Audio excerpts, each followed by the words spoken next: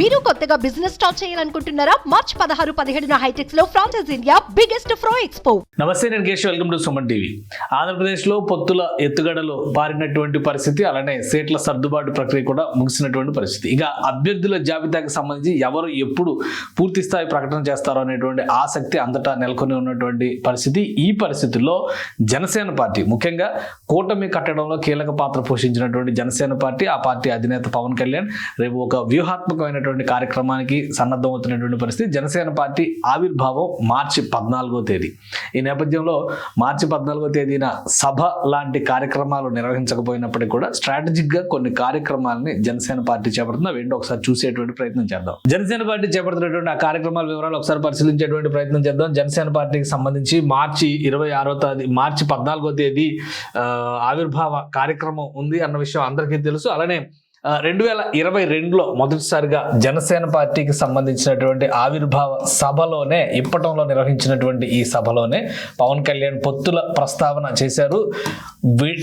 ప్రభుత్వ వ్యతిరేక ఓటు వీడిపోకుండా ఎటువంటి వ్యూహాలు పన్నాలో ఆయన 2 ఏళ్ల క్రితమే ఈ మాట చెప్పారు. దానికి అనుగుణంగానే వరుసగా జరిగినటువంటి చర్చలు, సంప్రదింపులు, ఫైనల్ గా 3 పార్టీల కూటమి ఆంధ్రప్రదేశ్లో ఆవిర్భవించింది. 2-3 రోజుల క్రితమే ఈ ఆవిర్భావం జరిగినటువంటి నేపథ్యంలో సీట్ల సర్దుబాటు పైన క్లారిటీ వచ్చింది. 3 పార్టీలు కూడా విడివిడిగా ఎన్ని స్థానాల్లో పోటీ చేయబోతున్నాయి అనేటువంటి అంశం పైన కూడా స్పష్టత ఇచ్చేసింది. ఈ నేపథ్యంలో జనసేన పార్టీ మార్చి 14 ఆవిర్భావ దినోత్సవానికి సంబంధించి ఒక ప్రత్యేక కార్యక్రమాన్ని నిర్వహిస్తుంది.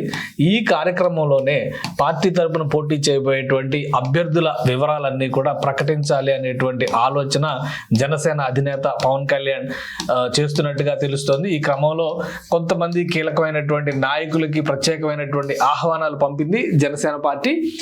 వాటినే బీఫారాలు అనేటువంటి ప్రచారం కూడా చేస్తున్నటువంటి పరిస్థితి. వాస్తవానికి అవి కేవలం ఆహ్వానాలుగానే పవన్ కళ్యాణ్ పంపించారు. పార్టీకి గత 10 ఏళ్లుగా సర్వీసెస్ చేసినటువంటి నాయకులు, అదేవిధంగా ఇప్పుడు అసెంబ్లీకి సంబంధించి 21 నియోజకవర్గాల్లో జనసేన పార్టీ బరిలో దిగబోతోంది. 21 నియోజకవర్గాల్లో బరిలో దిగబోయేటువంటి నేతలు ఎవరు అనేటువంటి సస్పెన్స్ కి రేపు తెరపడేటువంటి అవకాశం స్పష్టంగా కనిపిస్తున్నటువంటి వాతావరణం ఉంది జనసేన పార్టీకి సంబంధించినంత వరకు. ఒకసారి ఆ అంశాలపైన పరిశీలన చేద్దాం. మొత్తం 21 నియోజకవర్గాలకు సంబంధించినటువంటి చర్చను కూడా మనం గతంలో చూసాం. అలానే 21 నియోజకవర్గాల్లో ఎవరెవరు బరిలో దిగుతారనేటువంటి ఆప్షన్స్ విషయంలో 6 నియోజకవర్గాలకు సంబంధించి అధికారిక ప్రకటన ఇప్పటికే వచ్చేసింది. ఇంకా 15 నియోజకవర్గాలకు సంబంధించినటువంటి ప్రకటన రావాల్సినటువంటి పరిస్థితి ఉంది. ఈ నేపథ్యంలో కొన్ని ఆహ్వానాలు వెళ్ళినవి. ఆ ఆహ్వానాలనే కొంతమంది నాయకులు, ఇది రాజోల్ నియోజకవర్గంలో ఏర్పాటు చేసినటువంటి ఫ్లెక్సీ అయితే కొంతమంది నాయకులు భావిస్తున్నట్టుగా ఇవి కేవలం ఆహ్వానాలు మాత్రమే, ఇవి ఎలాంటి బీఫామ్స్ కాదనేటువంటి మాటని జనసేన పార్టీ. ఎందుకంటే బీఫామ్స్ అనేవి ఎన్నికల నోటిఫికేషన్ రావాలి, నామినేషన్లు సబ్మిట్ చేసేటువంటి సందర్భంలో బీఫామ్స్ ఇస్తారు. ఊరికి ముందరే బీఫామ్స్ పంపించడానికి, సప్లై చేయడానికి అవి పాంప్లెట్లు లాంటివి కాదు. కాబట్టి జనసేన పార్టీ నాయకులు ఒక క్లారిటీ ఇస్తున్నారు. ఇలా కొంతమంది నాయకులకి, ముఖ్యంగా పార్టీలో కీలకమైనటువంటి నాయకత్వం ఇచ్చినటువంటి ఈయన నర్సాపురం నియోజకవర్గ నాయకుడు బొమ్మిడి నాయకుడు, ఆయనకి ఎమ్మెల్యే అవకాశం వచ్చే ఛాన్సెస్ ఉన్నాయని ప్రచారం జరుగుతుంది. తాడేపల్లిగూడెం సభ నిర్వహించినటువంటి బొలిశెట్టి శ్రీనివాసు, అలానే ఈయన కూడా ఆ పార్టీకి చెందినటువంటి నాయకుడు పచ్చమట్ల ధర్మరాజు, వీళ్ళందరూ కూడా నియోజకవర్గాల వారీగా తమ తమ నియోజకవర్గాల్లో ఇప్పటికే సర్వీసెస్ చేసుకుంటున్న వాళ్ళు. అయితే వీళ్ళందరికీ పక్కగా సీట్లు వస్తాయా లేదా అనేది రేపు తేలిపోబోతుంది. అలానే తెలుగుదేశం పార్టీ కూడా ఒక స్పష్టమైనటువంటి ప్రకటన చేసింది. మార్చి 14వ తేదీన టీడీపీ మిగిలిన లిస్ట్, అంటే వీలైనంత ఎక్కువ మందితో 2వ లిస్ట్ రిలీజ్ చేయడానికి కావాల్సినటువంటి ఏర్పాట్లని టీడీపీ కూడా చేస్తుంది. 2వ జాబితాలో కనీసం 30 నుంచి 40 స్థానాల అభ్యర్థుల్ని టీడీపీ ప్రకటించే ఛాన్సెస్ ఉన్నాయి. ఇంకొక ముఖ్యమైన విషయం ఏంటంటే ఎన్డీఏకి సంబంధించి బీజేపీ కూడా 14వ తేదీన జాతీయ స్థాయిలో 2వ లిస్ట్ రిలీజ్ చేయబోతోంది. బీజేపీకి సంబంధించి అంటే ఎంపీ సీట్లకు సంబంధించి ఆంధ్రప్రదేశ్ నుంచి ఇందులో కనీసం మొత్తం 6 సీట్లలో బీజేపీ అభ్యర్థులు బరిలో దిగుతున్నారు. కాబట్టి 6లో కనీసం 4 స్థానాలకి అభ్యర్థుల్ని ప్రకటించేటువంటి అవకాశం ఉంది అని భారతీయ జనతా పార్టీ నాయకులు చెబుతున్నటువంటి పరిస్థితి.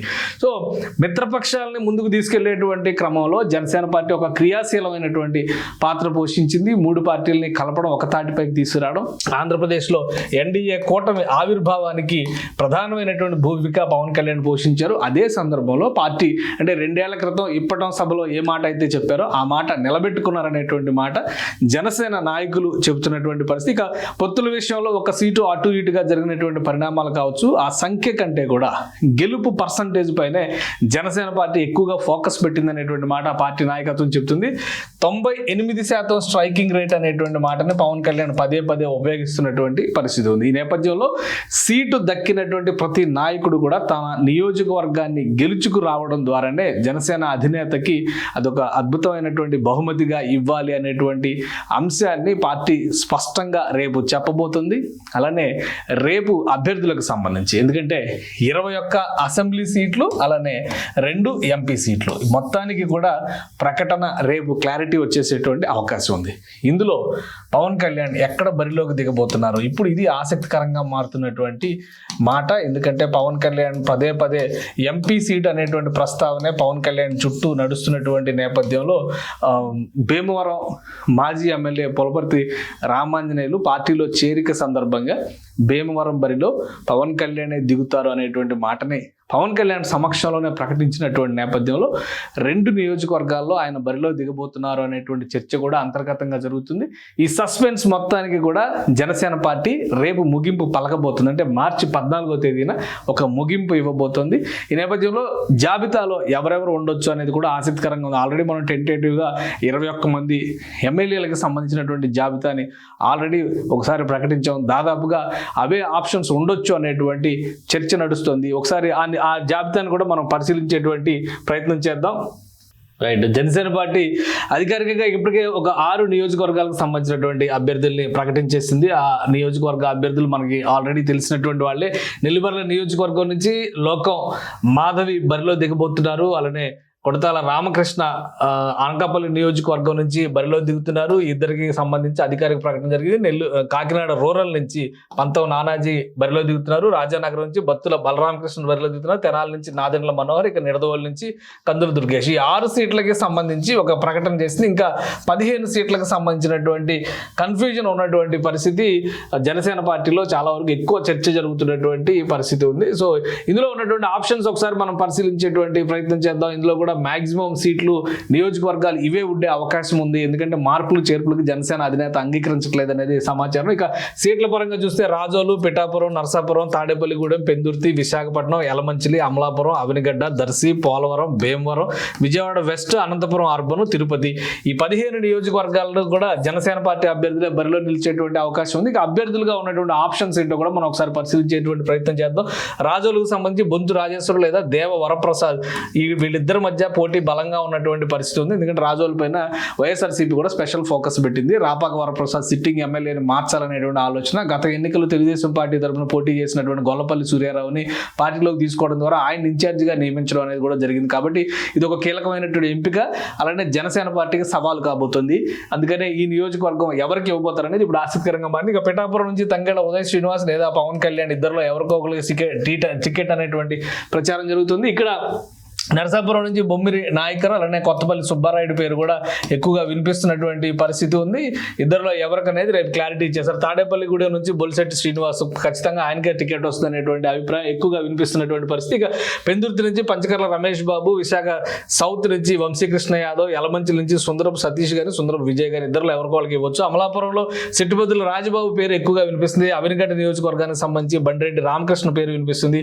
దర్శి, పోలవరం, భీమవరం ఈ 3 నియోజకవర్గాల్లో కొంత సస్పెన్స్ ఉంది. ఎందుకంటే పోలవరం విషయంలో అక్కడ ఎస్టీ అభ్యర్థిని డిసైడ్ చేయాల్సినటువంటి పరిస్థితి ఉంది. ఇంకా అక్కడ జాబితాలో ఎవరిని ఫైనల్ చేస్తారో చూడాలి. ఇక భీమవరం నుంచి పవన్ కళ్యాణ్ అనేటువంటి చర్చ ఒకవైపు నడుస్తుంది, మరోవైపు కొత్తగా జాయిన్ అయినటువంటి పులపర్తి అంజిబాబు ప్రస్తావన కూడా ఎక్కువగా ఉంది. విజయవాడ వెస్ట్కి సంబంధించి పోతిన మహేష్ ఆల్మోస్ట్ ఆయనకే ఛాన్సెస్ ఎక్కువగా కనిపిస్తున్నటువంటి పరిస్థితి ఉంది. అలాగే అనంతపురం అర్బన్ నుంచి పీసీ వరుణ్, భవానీ రవికుమార్ ఇలానే పెండేల శ్రీలత 3 పేర్లు వినిపిస్తున్నాయి. వీళ్ళలో ఇన్ఛార్జిగా ఉన్నటువంటి వరుణ్కి ఛాన్సెస్ ఎక్కువగా ఉన్నాయనేటువంటి మాట కూడా వినిపిస్తుంది. ఇక తిరుపతి నుంచి చూస్తే already YSRCP MLA, Chittoor MLA RN Srinivasulu ఉన్నారు, కిరణ్ రాయలు ఉన్నారు, ఇంకా గంటా శ్రీహరి ఒక ఇండస్ట్రియలిస్ట్ ఆయన కూడా పవన్ కళ్యాణ్ ని కలిశారు.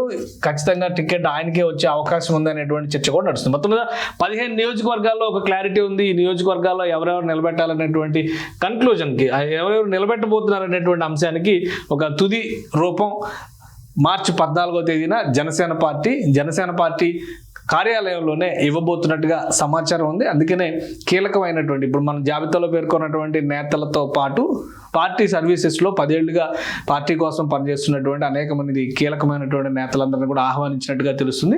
అక్కడ ఒక సభా కార్యక్రమం జరుగుతుంది. ఆ సమక్షంలో పవన్ కళ్యాణ్ అనౌన్స్ చేసేటువంటి అవకాశం ఉంది. అలానే చంద్రబాబు నాయుడు కూడా 2వ జాబితాని రిలీజ్ చేసేటువంటి అంశాన్ని చాలా క్లియర్గా అనౌన్స్మెంట్ చేశారు. కాబట్టి దానికి తెలుగుదేశం పార్టీ ఏర్పాట్లు చేసుకుంటుంది.